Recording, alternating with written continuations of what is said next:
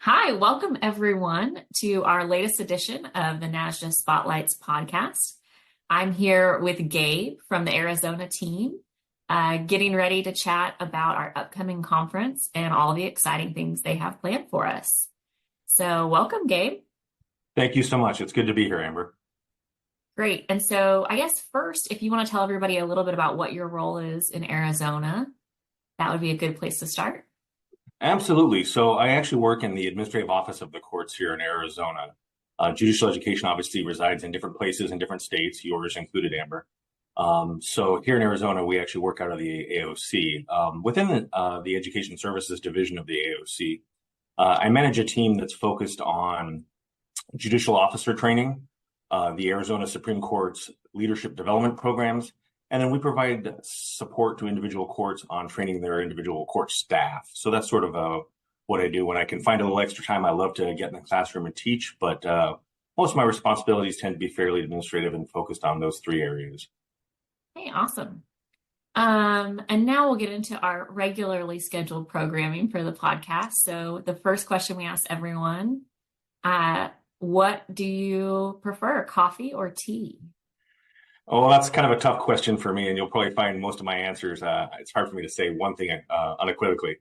I do like a good cup of black coffee and a cup of Earl Grey tea, but honestly, I don't drink either very much at all. I drink a little bit of an energy drink in the morning to get my caffeine, but I'm just not much of a Starbucks or tea kind of person. So somewhere in the middle, I suppose.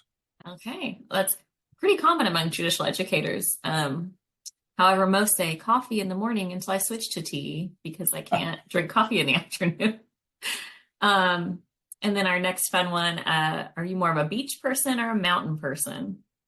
Now, this one actually is a little easier for me. I am most definitely a mountain person. So I did my undergraduate education at Northern Arizona University up in Flagstaff. While a lot of people associate Arizona with the desert, and most of the state obviously is a desert, they don't realize that just 2 hours north of where I'm at here in Phoenix is a town called Flagstaff. The elevation there is about 6,800 feet. It is a ski resort, and that's where I did my undergraduate. So I just love the woods and the mountains.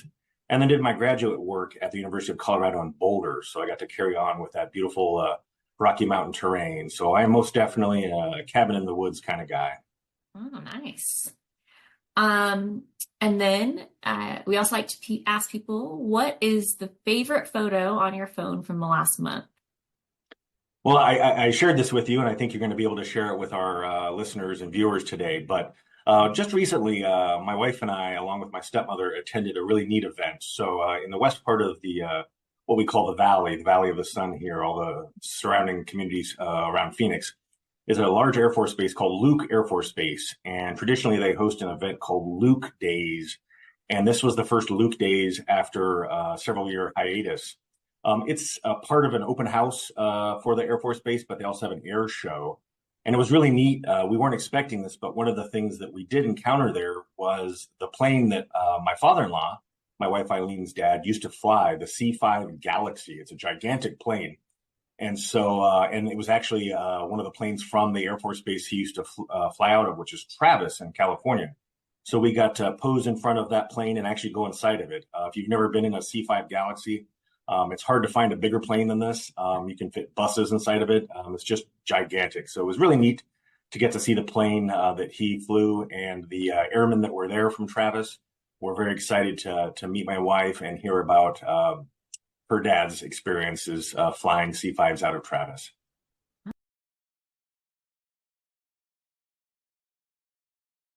Oh, that is unique and a fun surprise. It really was neat. Okay. And then carrying on, what is something you read or saw this week that you think everyone should take a look at? Oh gosh, I hate saying everyone because some people would probably find this stuff a snooze fest. But I'm a bit of a news hound. So recently I've been getting caught up. Some of you may have heard that a senior editor at NPR just recently resigned rather, from his post there after penning a rather critical article in another publication about the state of journalism at NPR.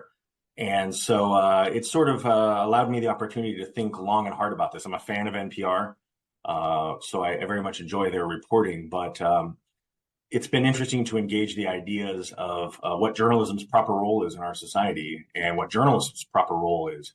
At what level should they be biased or unbiased?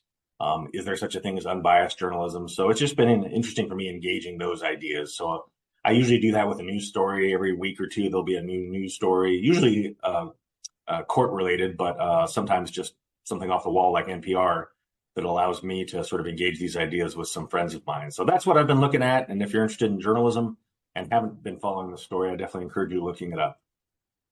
Cool. Well, I'll definitely have to take a look at that. Sounds interesting. And then how many years have you been in judicial education? I had to think about this one, and it's startling, strange to say, but this December it'll be 19 years that I've been here with the AOC.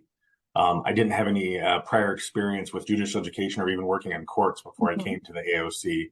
I worked at Arizona State University for a few years before joining the AOC. So, yep, that'll be 19 years this December.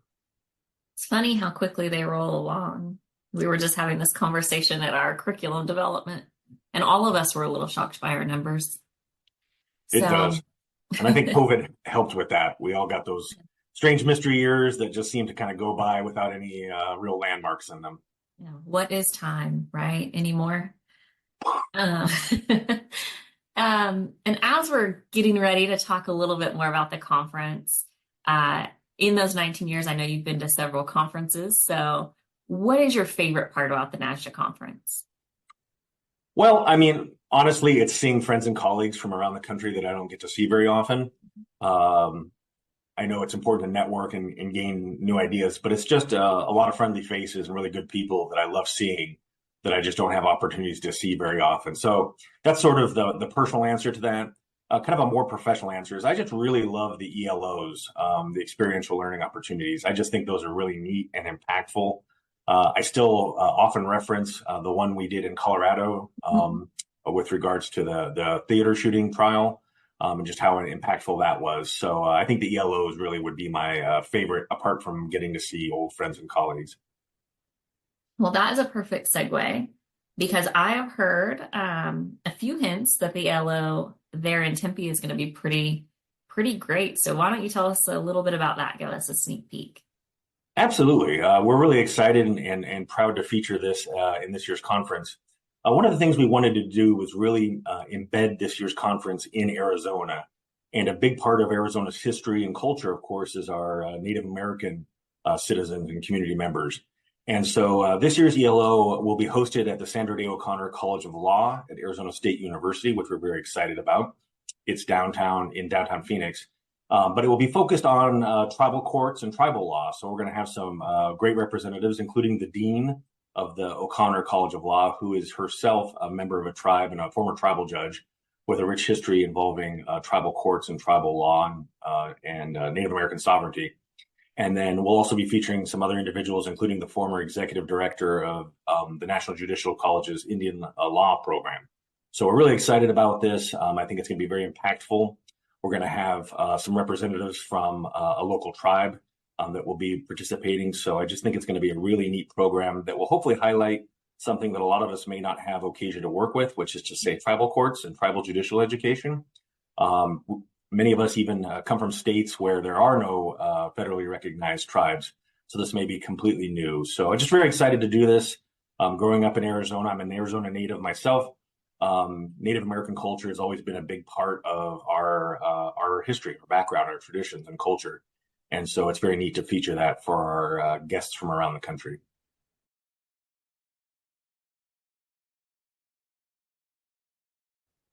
Yeah, as another person who grew up in the Mountain West in Wyoming, I think it's really interesting to hear more about that and how I'm sure it's very different than, my view of it from Wyoming just being a couple of states away. So and you kind of touched a little bit about what y'all are trying to do with keeping the conference immersed kind of in Arizona. But what can we expect? What is the conference theme this year? Sure. So we're calling it Judicial Education A to Z. A little cheeky reference, obviously, to the state of Arizona and our typical acronym. But really, our hope is twofold. And one of them I already mentioned, which is to really embed this year's conference in Arizona. We're all very proud of this state. It's an incredible state with a lot of interesting aspects to it. We're a border state, so we're very heavily influenced by Mexican and Latino culture. So we're very excited and proud about that. As I mentioned, we have a very rich tradition of Native American culture and communities here in Arizona. And it's just a really fascinating state. Unfortunately, most conference attendees probably won't stray much further away than the Phoenix area. But as I referenced earlier, Arizona is a really diverse state, from ski resorts to the Colorado River to the Grand Canyon to our border communities. So it's just a really great state with a lot going on. So we're very excited to feature that aspect of it in our programming. But then also we wanted to, as we developed the agenda, really focus on kind of the fundamentals, the aspects of judicial education, from some very basic things to some very advanced things. We're going to be talking about some issues of using AI to create classes, which I know is on a lot of people's minds, and I'm really excited to see that and hear about what people are doing with that. So we really wanted to kind of just look at the gamut of the work that we do as judicial educators. So that's sort of what we're sort of focused on with this year's conference, but I think we're going to have a lot of fun. There's a lot to do. We're really excited to be close to the ASU, Arizona State University campus. So that'll offer us a lot of rich opportunities too. Cool. And I guess kind of on that note, we're going to be in this fun area of Arizona. What in the local area are you excited to share with your friends and colleagues from NASJE? Absolutely. Well, as I mentioned, we're going to be very close to the ASU campus. And specifically, we're going to be on a really neat area called Mill Avenue. For those of you that aren't familiar, Mill Avenue is a street that runs just off of the ASU campus.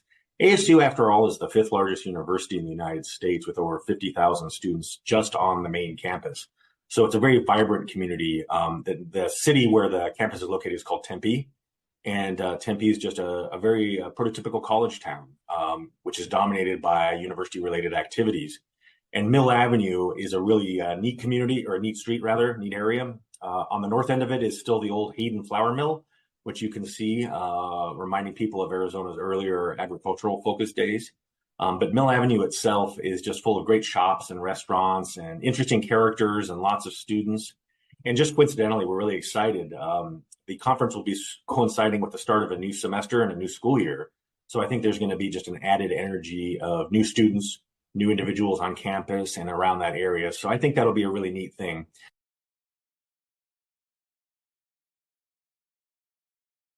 Of course, there are other opportunities. There are some Native American ruins not far from where the conference will be. And then, of course, we move into downtown Phoenix, which is just west of where the conference will be along the light rail. We have a really neat light rail system that can quickly move people around. And downtown Phoenix has just really come alive.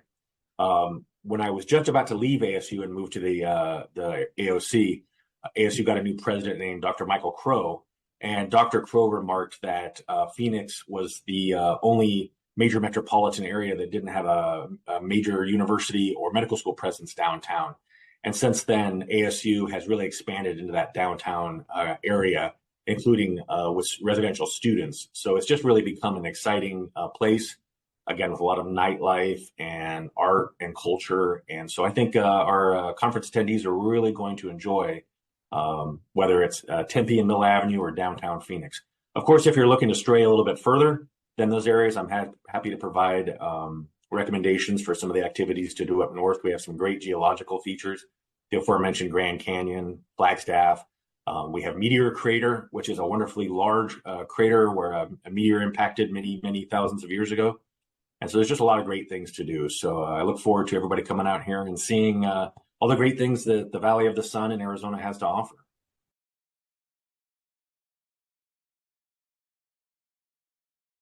Awesome. Well, I can't wait. Let's see. What about the courses? So we kind of talked a little bit about what we're going to do there, what the theme is. Outside of things like AI, what else are we going to talk about at the conference? Yeah, absolutely. Well, I'm really excited. We have some great speakers lined up. I'm always excited to see my good friend Todd Brower, the former president of NASJE, who'll be speaking on LGBTQ plus issues in the courts. So I think that's going to be a really exciting thing. But the conference is going to start off with a former colleague and dear friend of mine, Julie Binter, talking about mental agility I think one of the things that we frequently overlook in all of our work is that the things that we do in education obviously involve brains and brain power, and brains can get tired, brains can get overloaded. And I think Julie's going to give us some really exciting insight into things that we can do as judicial educators to help ensure the minds of our learners stay agile and well equipped to receive information and grow. So I'm really excited about that. And then finally, something that's a kind of a personal thing for me. We have two sessions, both a plenary and a follow-up breakout session on object-based inquiry using art. And so that's really interesting to me because I just don't have a lot of experience in object-based inquiry. And for those of you that know me and have maybe taken a class or two with me over the years at NASJE conferences, I'm a big fan of using different forms of art in education, whether it's music or poetry or literature or film. So I'm really excited to see our colleagues talk about how they do that in a different way that's new to me. So I think that's going to be a really exciting thing, hopefully new to you all as well. Wow, that sounds like a stellar lineup. I have to say, another kudos to Todd. He's taught webinars for our folks here in Texas and top rated webinar 2 years in a row from some people who you might not expect to be as interested in it as they were. So he really kicked it out of the park and really knows how to just talk to judges and a variety of, walks of life. So we have a lot of rural judges, non-lawyer judges, and that was really impressive. So I'm excited to see hopefully how he talks about that with us to maybe give us some tips. Absolutely. Well, and I'll add one additional one that comes to mind that I'm also really excited about. Our friends and colleagues from New Mexico are going to be closing with the conference talking about their judicial science school. I know going all the way back to about 2009 when the National Academy of Sciences report came out about forensic science in courts. And one of the things they talked about was the importance of judges being well trained. And we'll get to hear about New Mexico's novel approach in partnering with Los Alamos laboratories in putting together a residential judicial science school. And so I think we're going to be really excited to find out, a new way to teach judges, obviously not just issues about LGBTQ issues, for example, with Todd, but also how New Mexico is approaching it with regards to sciences and the forensic sciences. So again, I think that's going to be a really neat opportunity for us. Even better, right? So many good opportunities. This is the first year in a while I haven't been on the conference committee, so this is all news to me, and it's kind of more fun this way as a surprise. So one thing you are bringing back from Ohio that I'm excited about, I think went really well last year, was the affinity groups. So do y'all have any special way you're doing those? Anything for us?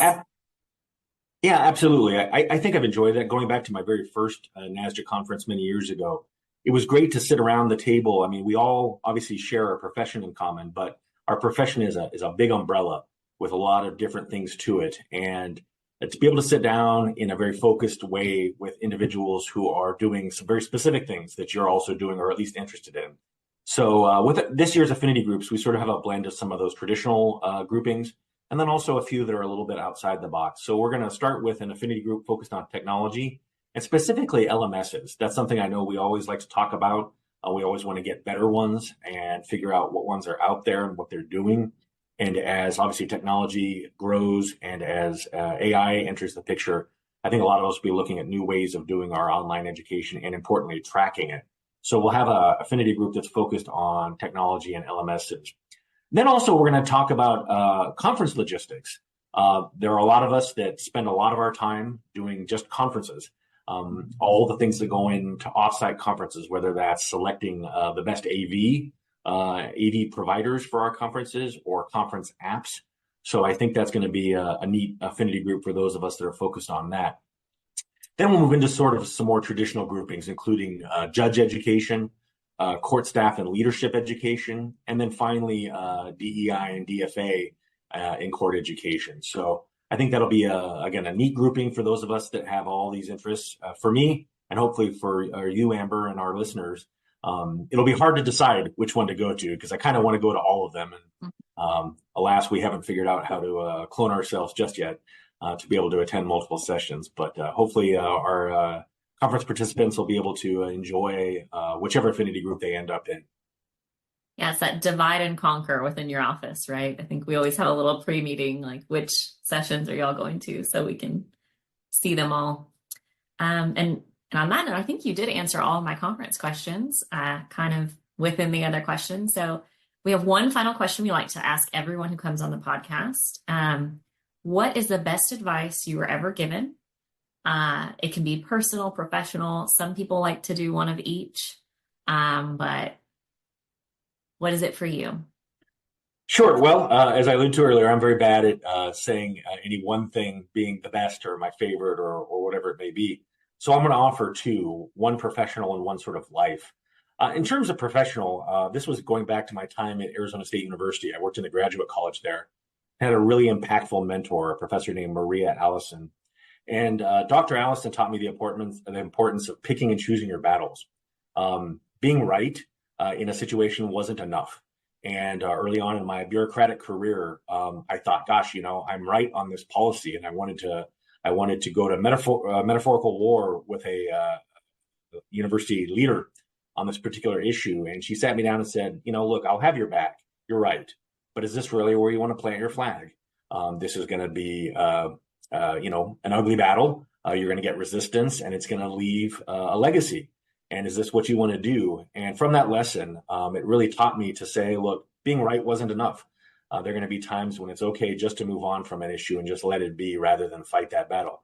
Obviously, there are important times when we need to take a stand on an issue, whatever it may be. But just being thoughtful about that, making sure that wherever I plant my flags are really the places I want to be. So that professionally has been something I've really tried to focus in on and has found useful. Moving outside of just the professional world, probably the best dispenser of advice, or at least the best dispenser of quotes, is Oscar Wilde. So I will offer that as my sort of life advice, and that's: life is too important to be taken seriously. If you know me, I'm kind of a goofball. I like to have fun. I like to find humor in everything, even inappropriate times sometimes, just because that's how I deal with life. And gosh, I think a day without a laugh or a big smile is a wasted day. So I really try to focus on that. And when I find myself getting too serious or too mired in the weeds of life, whatever that might be, whether at work or at home, I try to take a step back and exhale and just have a good laugh and remind myself that, whatever this grand mystery of life is, we better laugh and have a good time with it.